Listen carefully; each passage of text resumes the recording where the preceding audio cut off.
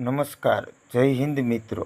આ પ્લાન્ટ જે દેખાય છે તેને આપણે લાલ મહેંદી કહીએ છીએ, પરંતુ આનું સાયન્ટિફિક નામ અલ્ટરનાન્થેરા છે, જેને પર્પલ નાઇટ પણ કહેવામાં આવે છે।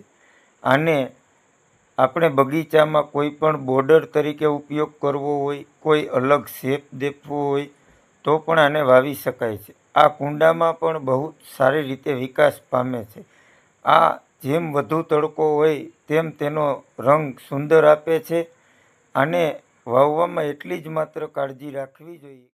આની ઘણી એવી જાતો આવે કે જેનો આપણે શાક તરીકે ઉપયોગ કરી શકીએ છીએ। આ વિટામિન એ, સીથી ભરપૂર હોય છે અને યકૃતના રોગોમાં પણ આનો ઘણો ઉપયોગ થતો હોય। એ સિવાય આપણે જ્યારે બગીચાની કોઈ હેડ્સ કે બોર્ડર માટે આનો ઉપયોગ કરવો હોય તો તમારા બગીચામાં ચાર ચાંદ લાગી જશે।